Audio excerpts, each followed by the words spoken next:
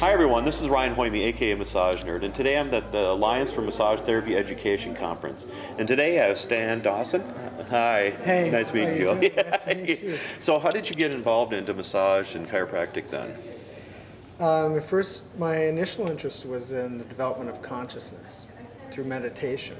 Okay. But I couldn't make a living doing that, so I decided I had to look for a profession. Okay. And back then I thought chiropractic was a way to work on the nervous system from the outside in, whereas meditation was more inside out. And it kind of fit for me. So I felt led to it. Okay. Back then. And so you went to chiropractic school the first then, or? Right, in 72. Okay. 1972. And then did you go to massage school then too, or? I did eventually, but I practiced chiropractic for about 25 years before I bought a massage school. Okay. I bought ASHA, the Academy of Somatic Healing Arts, in the Atlanta area in 2003.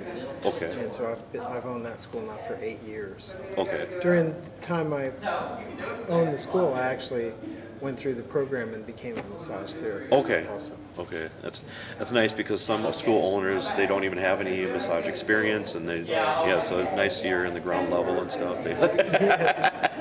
I always appreciated the soft tissue work because in my training in chiropractic, it always made sense to me that the muscles were the things that move the bones, which are the passive structures, and the nervous system controls the muscles. So we need to balance the structure, we have to balance the muscles. To balance the muscles, we have to balance the nervous system. That was my perspective, and so in my private practice, I did half-hour to hour-long sessions, more like a massage therapist than a typical chiropractor who did shorter sessions. And what did you have any kind of mentors or any instructors that really stood out when you were going through massage school then? Or? Well, actually, my mentors were Ida Rolf, who I met when I was in chiropractic college. Oh, cool. Back in '73. Okay. And Ray Nimmo, who was the NMT. He actually kind of founder of Trigger Point Therapy, would you say? And Ray Nimmo actually taught continuing ed seminars at my chiropractic college back in the '70s. Okay. And then George Goodhart. Yep. Major D. Jarnett. Goodhart was applied kinesiology. Yep. D. Jarnett was sacro-occipital technique. They both had a cranial approach to their systems of technique, and then a number of mentors in chiropractic. In massage, I would say Leon Chatow. The METs to me are awesome, and then of course Rolf doing myofascial, and Nimmo through St. John into NMT. Yep. Those were my mentors. And so why did you decide to own a massage school then? I always felt that the word doctor means teacher. That's actually in Latin. And from the beginning of my practice, I always felt that teaching clients and patients to take better care of themselves was something that I felt would help them more. And then as I matured in my career, I felt I wanted to kind of replicate myself so that I had a broader influence instead of just working on patients one at a time. I wanted to teach more people to do what I did so that it would multiply. And so buying a school seemed like a natural way to do that. This school happened to be one that resonated with my technique and philosophy. So it was a perfect match there. And I felt really fortunate to find this school because I fit in there. And then when you're hiring massage instructors and anatomy instructors and stuff, what are you looking for? What kind of traits? Instructors, in our school they have two roles. One is the educational role, which is conveying the knowledge and the skills and the attitudes and abilities that therapists need to have. But the other part is being able to, they need to be kind and supportive, emotionally sophisticated people to help folks with the personal growth process that students of massage naturally go through being in a massage curriculum. The touch creates transformation and healing that you need to have a safe place to do that in. Yep. And so we look for people who can support that kind of environment. Yeah, because it's just not all education now, it seems. It's like, No, yeah, because 10 years ago when I first started teaching, it was just all education. But now I'm just half and half, basically. And so it's things have changed over the years with education, it seems, so much. I agree.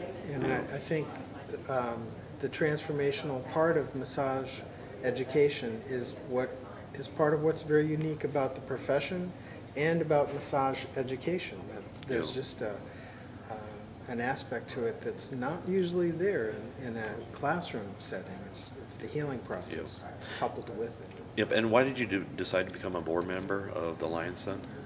Well, there are a number of the folks that ended up being on the original leadership committee, the team that founded the Alliance, were members of the AMTA Council of Schools. Okay. And when that, I mean, to make a long story short, when that folded, it kind of opened the field for us to create a schools organization.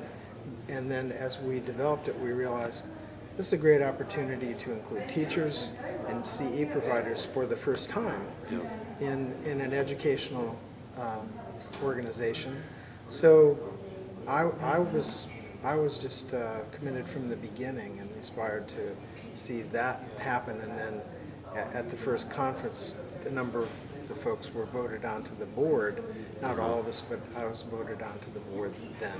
So I'm just fully committed to this. And it's so nice that these workshops are more education based, so teaching the teacher how to teach basically and stuff. Because again, over 10 years ago when I started, a book and a syllabus, and that's what I got. So, and so many people, so many stories, but that was the norm, it seemed like, back in the day. And it was. So we need to raise the bar. Yeah. We need to have teachers who have more preparation by their schools before they're, put in the classroom. Yeah. And ultimately that will trickle down to better quality therapists in the field. Yeah. That's the big idea. And any kind of future plans for the Alliance, would you say then? Or?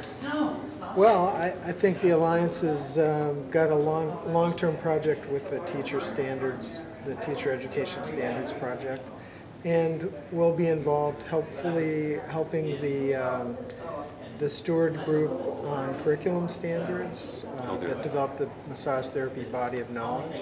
Okay. We're helping to comment on that. We want to tweak that and make it more useful and more well accepted by the profession so that it can be utilized more effectively. Yep. And that actually will be a springboard for curriculum standards, which is a long-term project.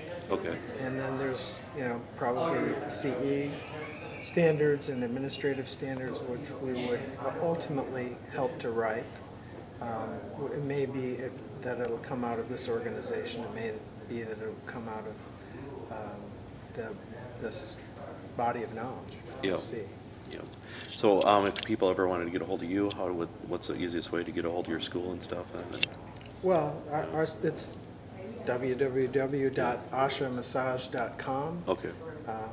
And I'm Stan Dawson. My email is sdawson@ashamassage.com. Okay. ASHA massage.com. Okay, perfect. Thanks. It's been a pleasure. Thank you. Yep. Nice to. Yep. Thanks, everyone.